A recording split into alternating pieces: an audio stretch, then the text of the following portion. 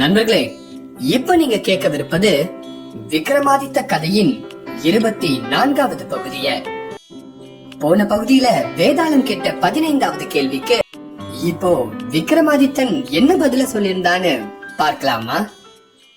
விக்ரமாதித்தன் தோல் மீது சுமந்திருந்த வேதாளம் நள்ளிரவில் அவன் வழி நடந்து செல்லும் பொழுது இந்த கதையை சொல்லி முடித்துவிட்டு, அரசே, அந்நான்கு நிபுணர்களை கொன்ற சிங்கத்தை சிருஷ்டி செய்த பழி அந்நால்வரில் யாரை சேரும்? இதை உடனே சொல். பழைய சாபம் அப்படியே இருக்கிறது என்பதும் ஞாபகம் இருக்கட்டும். வேதாளம் இவ்விதம் கேட்டவுடனே விக்ரமாதித்தன், இந்த வேதாளம் என் மௌனத்தை கலைத்து தப்பி ஓடுவதற்கே விரும்புகிறது. பரவாயில்லை, நான் மறுபடியும் போய் பிடித்து வருவேன் என்று தனக்குத்தானே தீர்மானித்துக் கொண்டான். பிறகு வேதாளத்தை பார்த்து, அவர்களுள் சிங்கத்திற்கு உயிர் ஊட்டியவனையே பழி சாரும். மற்றவர்கள் தங்கள் மாய சக்தியால் எந்த மிருகத்தை சிருஷ்டிக்கிறார் என்று அறியாமலேயே அதன் மாமிச பிண்டத்தையும் தோல் அவயங்களையும் உண்டாக்கினார்கள். அறியாமையினால் செய்த காரியத்தால் பழி உண்டாகாது. ஆயினும் சிங்கத்தின் உருவத்தை கண்ணார் கண்டும் தன் சக்தியை நிரூபிக்க வேண்டி அதற்கு உயிர் ஊட்டியவனையே பிரம்மஹத்தி தோஷம் பிடிக்கும் என்று முடிவு கூறினான். இந்த பதிலை கேட்டதும் வேதாளம் மறுபடியும் கட்டவிழ்த்துக் கொண்டு முருங்க மரத்தில் ஏறிக்கொண்டது. அரசனும் அதை துரத்தி சென்றான். வேதாளம் கூறிய 16வது கதை, அரிசுவாமி கதை. விக்ரமாதித்தன் மறுபடியும் முருங்க மரத்தை அடைந்து வேதாளத்தை பிடித்து தோள் மீது சுமந்து கொண்டு திரும்பி வரும்போது வேதாளம், கேளும் ஐயா ராஜனே, ஒரு சிறு கதை சொல்கிறேன் என்று பின்வரும் கதையை ஆரம்பித்தது. சிவனுக்கு இருப்பிடமான வாரணாசி நகரத்திலே தேவசுவாமி என்ற அந்தணன் ஒருவன் இருந்தான். அவன் அரசனால் கௌரவிக்கப்பட்டு ஏராளமான செல்வம் அடைந்திருந்தான். அவனுக்கு அரிசுவாமி என்ற குமாரன் இருந்தான்.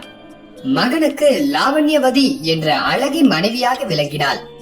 திலோத்தமை போன்ற அப்சர ஸ்திரீகளை சிருஷ்டித்திருந்த பின்னரே பிரம்மா அந்த அழகியை சிருஷ்டித்திருக்க வேண்டும். லாவண்யவதி அவ்வளவு அழகாகவும் வசீகரமாகவும் இருந்தாள்.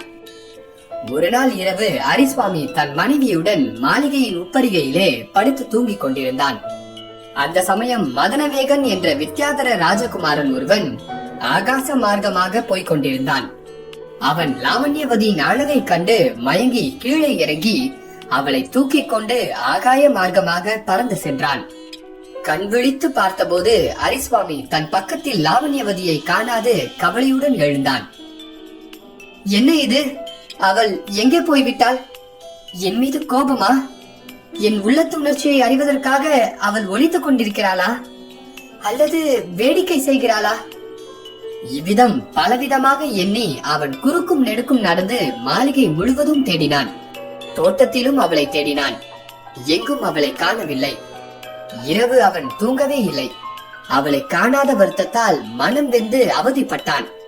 பற்பல விதமாக புலம்பினான். மறுநாள் பொழுது விடிந்து சூரியோதயமாகி உலகில் சூழ்ந்திருந்த இருளை போக்கியது. ஆனால் அவன் மனதில் கவ்வியிருந்த இருள் அகலவில்லை.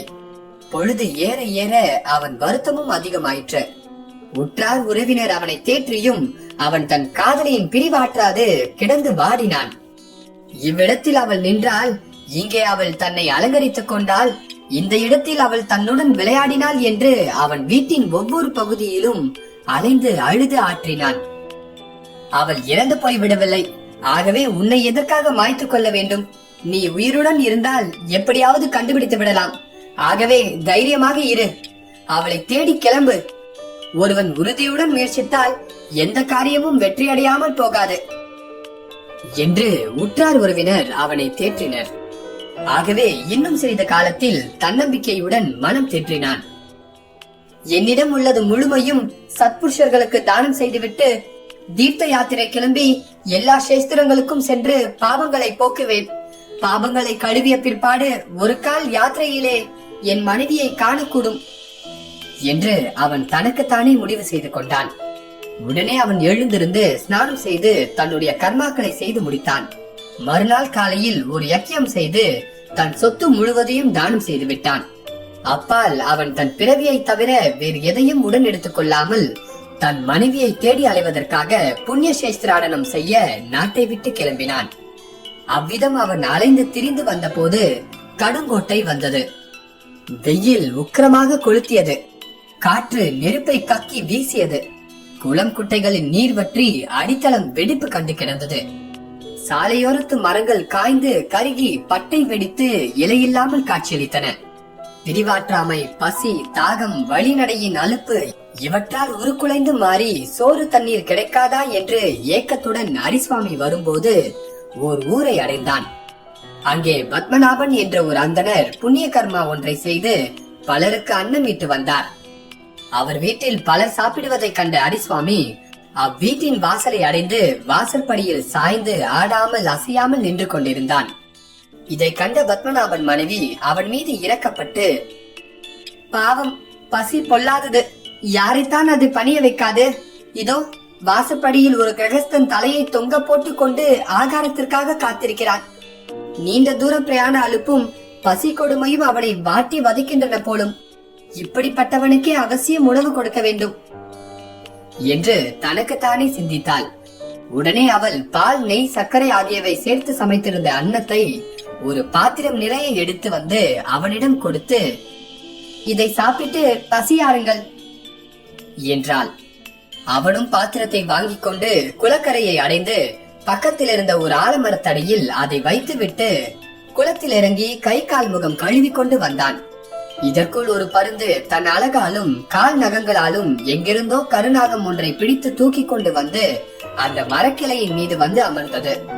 அவ்விதம் பறந்து தூக்கி வந்த கருநாகத்தின் விஷம் அதன் வாயிலிருந்து வெளிப்பட்டு கீழே வைத்திருந்த சோற்றிலே விழுந்தது. அரிசுவாமியும் அதை கவனிக்காது முழு சோற்றையும் சாப்பிட்டு விட்டான்.